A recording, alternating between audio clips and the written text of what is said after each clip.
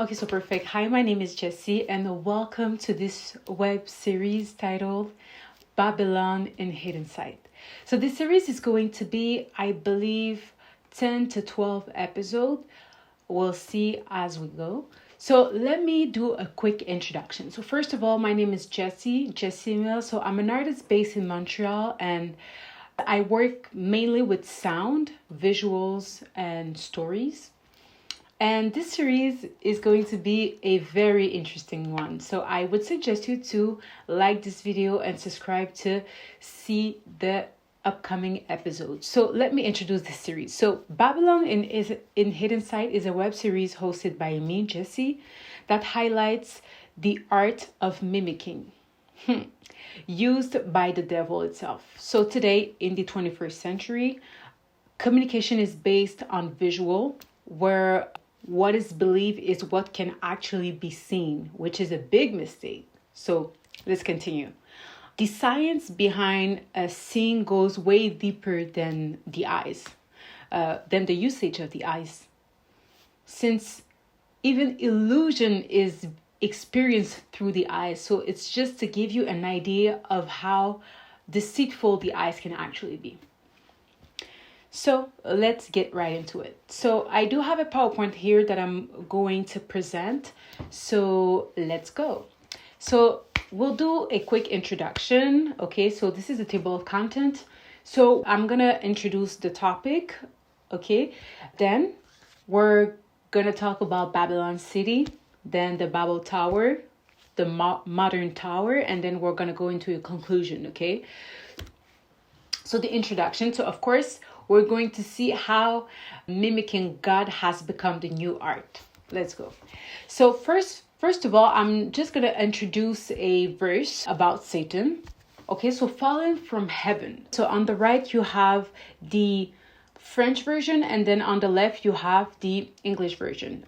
And also for my French people, I'm going to have the subtitle available. So if you want to click them, so you can do that, or you can simply follow along like this. So let's do it.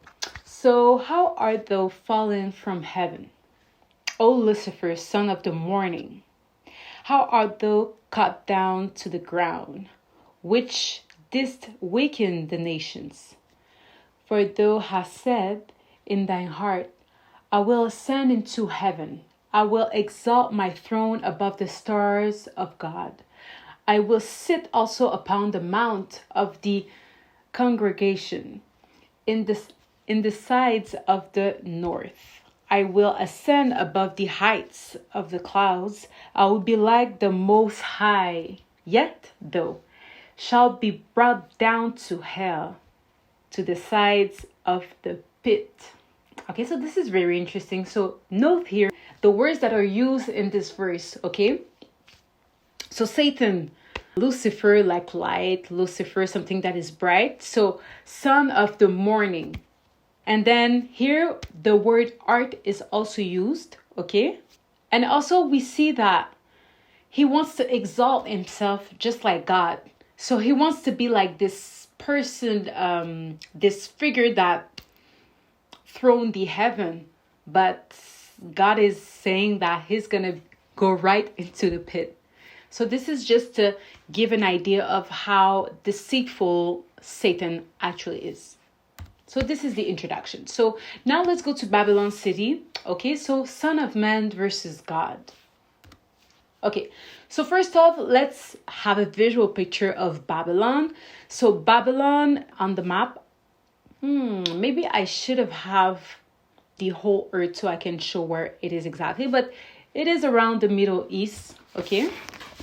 So I'm just going to go with a quick introduction. So Babylon is a city found in Iraq, also known by the name of Babel in Hebrew. Okay.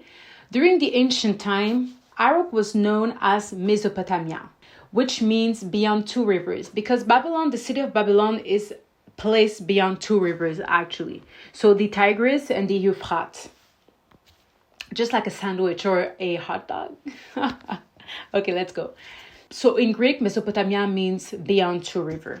Because it is placed beyond two rivers, it made the soil very fertile, very good for agriculture. And also, this region is where great cities and civilizations come from, such as the Sumerians, the Akkadians, the Babylonians, of course, the Assyrians, and so on and so forth. But most importantly, it is where Abraham was born, in the city of Ur. Okay, just right here. So this is where it all started for the people of Israelites. The center of Babylon is a large valley that is surrounded by a desert. And also it is beyond two main mountains. So we have the Ararat mountain, where Noah ended up at the end of the flood, which we will see on the next episode. And also the other mountain, that is the Zagros mountain.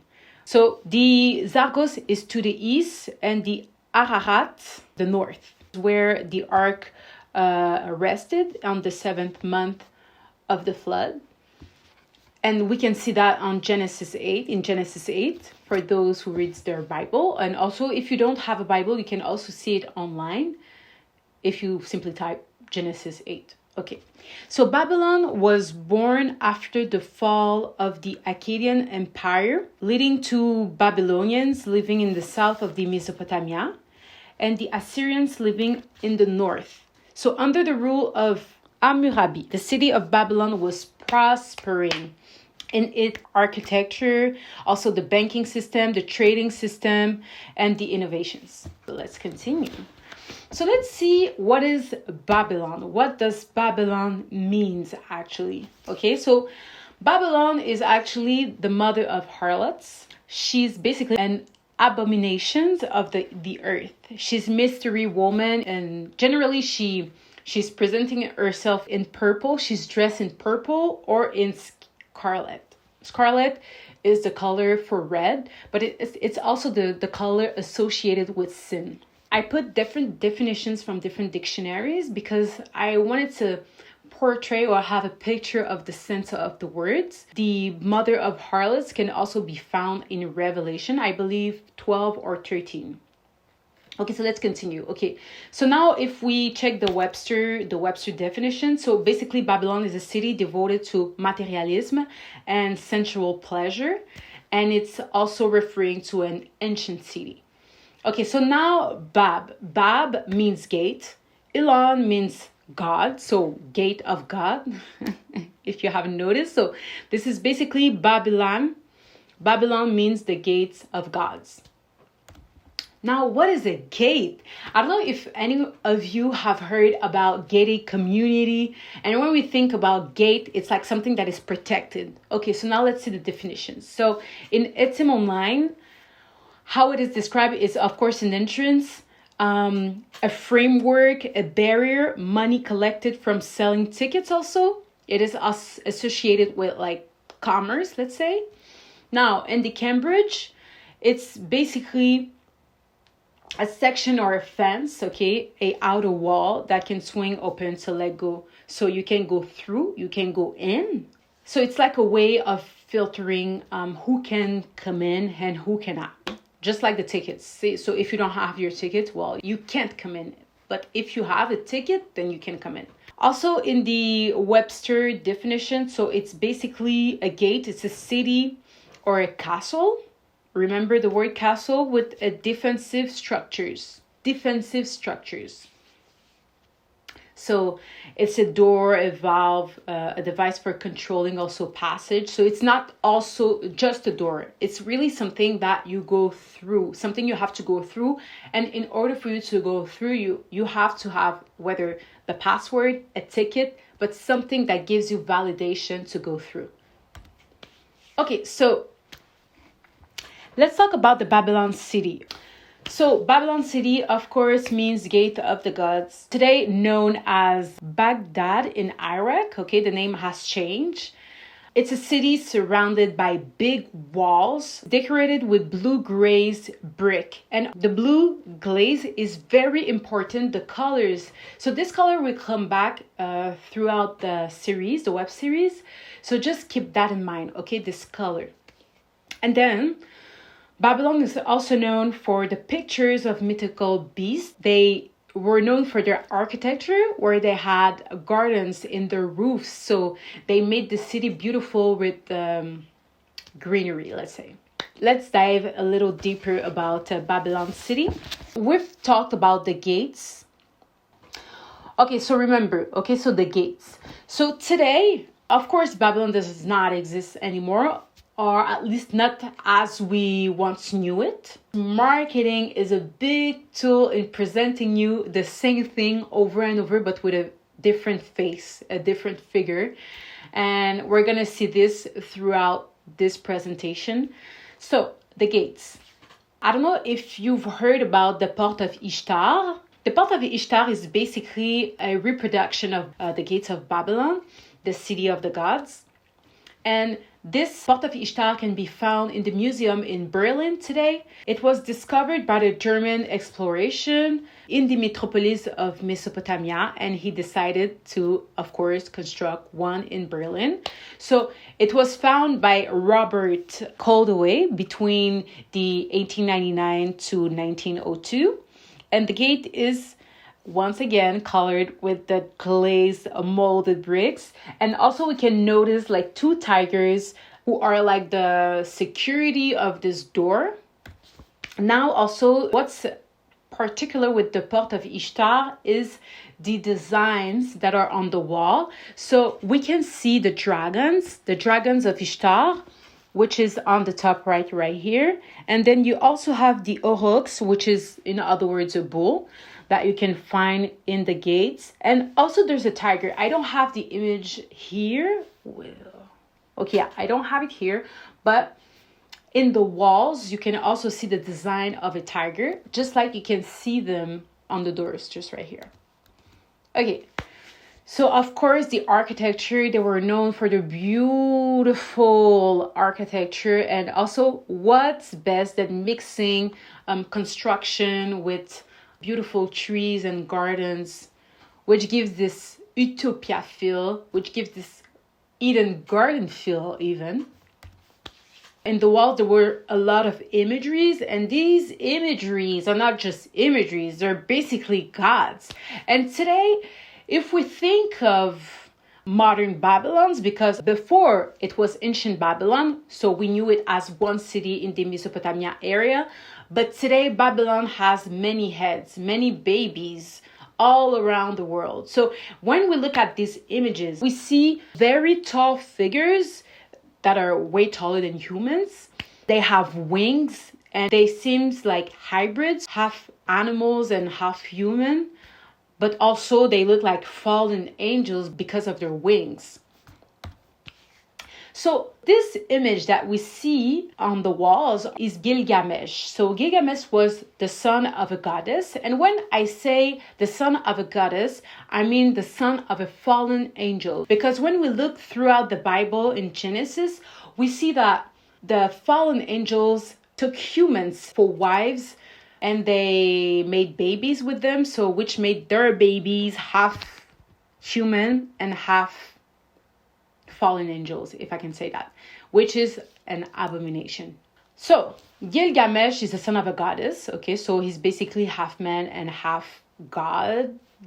Okay, God with a small g, I should say. So he's known as the king of hell, and he's the first hero who survived the flood. So he's known as the first hero because when God saw that the fallen angels made babies with women, with human women like me, basically, God was like, okay, no, this is too much. I'm not tolerating that. So he told Noah to build an ark because he was going to flood the earth and extinguish this race, this abomination. But some survived. And Gilgamesh is known as the one who survived the flood. So he's holding a lion, which represents power. And we're going to see later. So it's just gave also a connection with the Port of Ishtar. You know, we had the two lions. And the lions basically represent power. Just like the Lion King, the story of the Lion King, which is probably inspired by this story, which we will see later in the later episode, I believe episode 8 of Babylon in Hidden Sight. So stay tuned for that. Okay, let's go. So let's continue and look at a verse where God is speaking about a prince named the Prince of Tyre. So the word of the Lord came again unto me, saying, Son of man, say unto the Prince of Tyrus, Thus saith the Lord God, because thine heart is lifted up, and thou hast said, I am God. I sit in the seat of God, in the midst of the seas, yet thou art a man, and not God. Though thou set thine heart as the heart of God. Behold, thou art wiser than Daniel. There is no secret that they can hide from thee.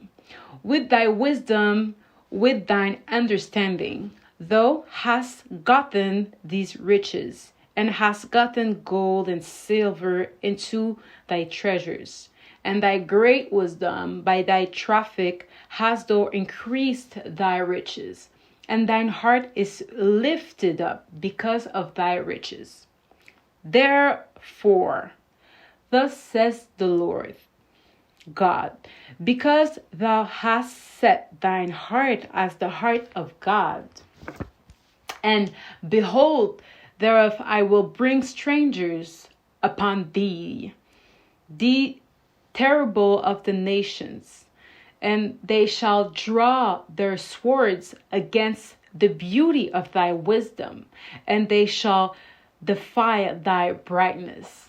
They shall bring thee down to the pit, and thou shalt die the death, and them that are slain in the midst of the seas. Wilt thou yet say before him that slayed thee, and I am God? But thou shalt be a man. But thou shalt be a man, and no God, in the hand of him that slayed thee. Thou shalt die the death, and the uncircumcised, basically, by the hand of strangers.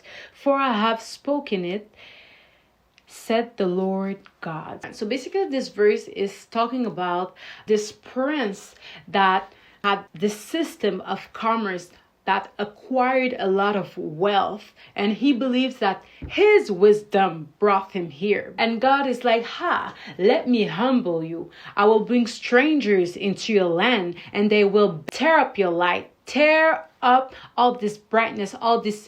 Basically, he's going to bring strangers to humble this prince, okay?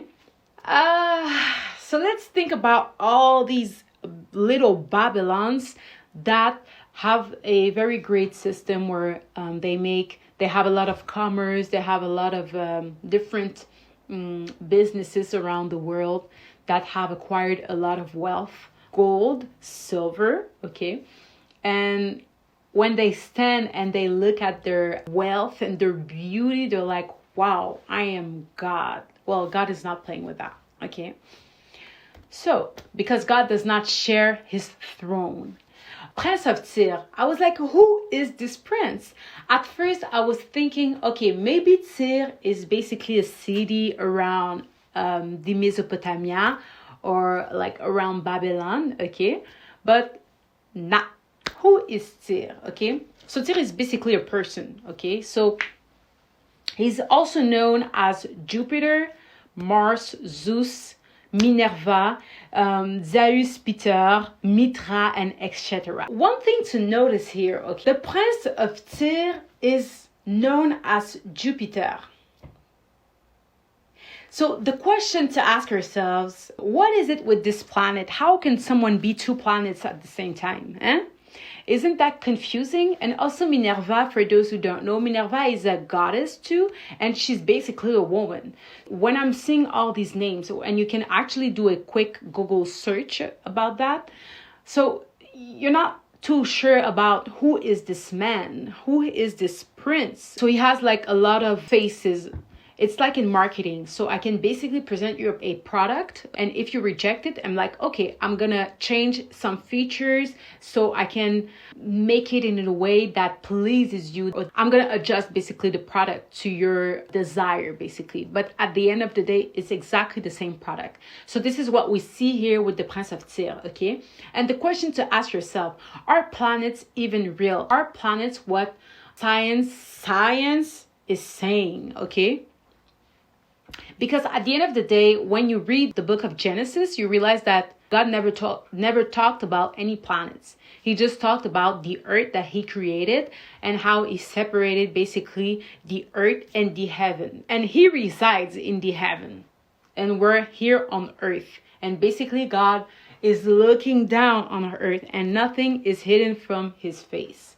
Okay, so let's talk about these images. I just thought they were pretty interesting.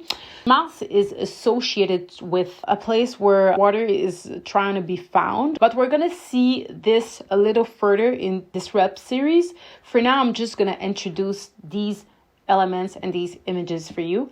I think it's interesting to note that in this image, he has a sword, and the sword looks like a cross.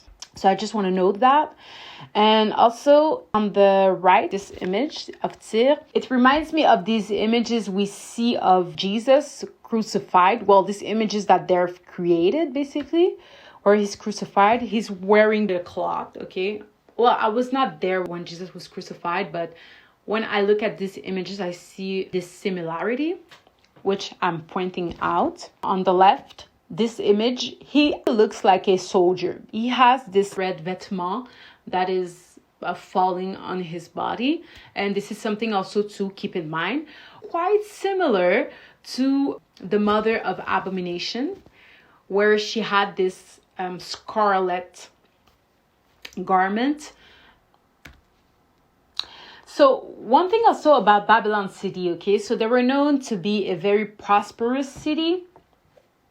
And they had a lot of knowledge in mathematics, calendar, astrology, magic, medicine. But notice here in the subtitle, anti-science. Although today we know science is known as mathematics, astronomy, the calendars, time, and medicine, nature, and all of this stuff, it is actually anti-science. And I will explain why. Because God says in his words that the ones that are anti-God are basically anti-science. Who is science? It's basically God. For example, calendars associated with time, astrology, the stars when God was on earth. When Jesus was born, a star appeared. And that's how the three wise men and also the King Herod knew that God was born, because they were looking at the stars. Magic, which is somehow related to the miracles, and also medicine, where God was praying for people, casting out demons. Most of disease that we see today are basically associated with demons. If you read the book of Matthew, you'll realize, well, Matthew, Mark, Luke, and John,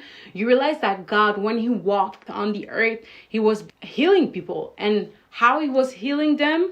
By casting out demons. Okay, so there's a very strong connection with spirits, evil spirits, with further throughout this series. I will go deeper into these elements. Okay, so also documentation of knowledge was very popular, and they were using pictures and writings. Pictures and writings is basically the same thing, okay? Pictures, writings, symbols. They were using that as a way to document and preserve the knowledge. The material they were using were a lump of clay, which is also known as the cuneiform, okay? Just like this image right here that you see. So now also Babylon, okay? What made the city prosperous? Well, Babylon was self-reliant, okay? Because they didn't need God, they were like, I'm God, basically. I am God. So they were like, you know what? We don't need God. We're going to have our own system. Their economy was based on commerce, okay? Just like the Prince of Tyr.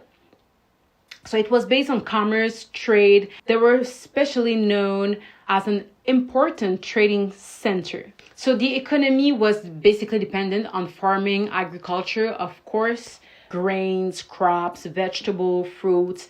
So these were the elements they had in their land, and they were exporting raw material due to their lack of wood, metals, anything that had to do with construction, they were exporting. Anything that had to do with the soil and agriculture, they had. Just like the mother of abomination. She's also the queen, mother of agriculture. Okay. Now let's talk about Babylon and of course Babylon. Just like I said, they were known for agriculture and Babylon is basically Mother Earth. I also want to point out once again that the Prince of Tyre is depicted as a man when he's a hybrid, a man mixed with fallen angels or Nephilim maybe. They portray this figure as a woman too. So Babylon is also known as, of course, as the mother of earth, the sacred whore. She's an idolatress. Of course, Babylon is really centered around materialism, and she's the woman, of course, of the apocalypse. So we can find her story in the book of Revelation. Her consort is chaos in the mythology and distorted stories. If you search online, you realize that she has 1 billion stories, okay, depending on the culture. These myths or these stories are way back. So throughout the years, she had different faces, figures. She was adapted to the cultures. So basically her consort is chaos, okay? And chaos is also known as the father of life. They stole this story where God said in Genesis that it was chaos on the earth. This is when he brought his light. Let there be light, okay? Her symbol is the chalice and the Holy Grail. So this is basically the cup that she's holding on her hand. And you'll notice also in this painting, there's a dove behind. The whole idea here is that Satan wants to portray this image of being holy when he's not. Let's go. Basically, the Holy Grail she has in her hand is like a dish, a cup, a stone. It is believed to have healing powers, something that provides also eternal youth and infinite abundance. And why is it? It's simply because when God, Jesus, came into the earth and he was crucified, after 3 days, rose. He went to his disciples. They had this Last Supper. So he basically revealed himself to his disciples. During that time, he was a spirit getting ready to go sit on the right of his Father in heaven. They had this Last Supper, and during this Last Supper, we call this the communion, where he took the wine. He's like, drink this as a symbol, as a remembrance of my blood, okay, who was shed on the cross. And then he had this bread. He told his disciples to take as a reminder of his body. So this is where this Holy Grail is coming from. This cup, this dish that they're using for their own communion. The chalice is believed to be also the vessel Jesus used during the Last Supper of the disciples. This brings me to this painting of Leonardo da Vinci titled The Last Supper. Okay, so notice here, when this painting was found, the painting was kind of washed away because, of course, this is what time does. Nothing is eternal. And notice, please, in this photo, when you look at very closely to Jesus in the middle, you're wondering, well, is that a woman or is that a man? You're not sure. You're not quite sure. I was actually familiar with this image, but I generally see a man. It's generally a man, but the painting was a rework when it was found. The painting that they found, you're wondering, was that a woman? Now it was reworked and we see like a man. If you do a quick search, you realize that the painting today, it's actually a man. Please notice this confusion that is going on throughout these images. Let's go. This is another image of Babylon. She's known to be sitting on the beast with 7 heads. If you look at the apocalypse, of course, she's holding the cup, the chalice, on her head. It's called the papal, okay, that she's wearing on her head. She's also wearing red, just like in the painting of Leonardo da Vinci, where she's in glaze color and red. These colors are very important, blue and red. On the left, you see this from a Catholic church, the art that they're doing on the windows. So this is the chalice, her cup. Whenever you see this is a representation of her cup in the Catholic religion. Here, Once again, the whore of Babylon, in other words. On the left image, you see the people are standing on the ground, like on earth, and she's beneath in the pit, basically. This is what the image is depicting. That's going to be the end of Babylon, okay, in the pit. On the right, you see an image of the Ku Klux Klan. This image is from a cartoon where you see Babylon on a horse. And the horse, it's like a representation of war. The lion represents power. The horse represents war. And she's basically on the horse wearing the papal on her head. In the back, you see the cross, of course, the cross that seems to be on fire. Whenever you see the cross on fire, it's basically a blasphemy to Jesus. Then you see, of course, the US flag. Seems like they all have some sort of control over the horse and the whore of Babylon. You notice that the horse has this long ponytail. It looks like a snake coming out of his tail. His tail is a snake. Yes. So this image, I believe, is very revealing because this story goes way behind. And of course, we know how in marketing, you have a product and then you present it in different ways. It's like the same person, well, the same abomination, but represented in different ways to appeal the culture. The Ku Klux Klan is something I'm going to talk a little bit later throughout this web series. So please stay tuned with this web series and make sure you share it too. Okay, this is going to be very interesting and very revealing too. Okay, so the papal, this hat that she's wearing is also related to Papyrus, the Pope, in other words. The whore of Babylon is the Pope, basically. Once again, a new image to appeal Europe. So the Pope and Babylon is basically the same person. And then the birth of a nation. Birth of a nation. Anyway, once again on the horse, this looks like the Ku Klux Klan. Their logo is the cross, like the Red Cross, la Croix Rouge. And of course, when you turn this cross, this can also be an X, okay? But anyway, let's focus here. The Ku Klux Klan, birth of a nation. Now he's on the horse. Babylon, mother of abomination. The Papyrus, the Pope. Thor is also a figure that is related to all of this. All the same thing, okay? It's all the same thing. Here, she's depicted here with a cross. So because you see someone wearing a cross doesn't mean that they're representing God. And let me go back here also. This image of the Pope on the right. You notice that Jesus is on the cross. This is the way of being blasphemous towards Jesus, because we know that Jesus died and rose from the dead.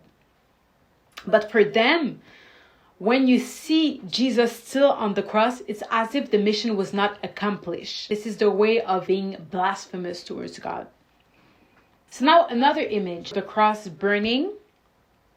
Then you see the Ku Klux Klan. Okay, this is also from a cartoon where the Ku Klux Klan is sitting on the Pope. We see the papal on the ground. We see the cross on the ground. Well, the cross as we know it. And then, of course, they have the flag, the flag. So it's like a winning position, domination. On his hands, we see the Holy Bible. So I believe like these images are basically speaking without speaking. Just by looking at these images, please, you cannot tell me that you don't see that Satan has rebranding himself throughout the centuries. So they came up with Gilgamesh, the Prince of Tyrus, Babylon, Pope, Thor, who also is Ku Klux Klan, but it's the same product basically. Very confusing. Well, that's the goal of the devil, to confuse you.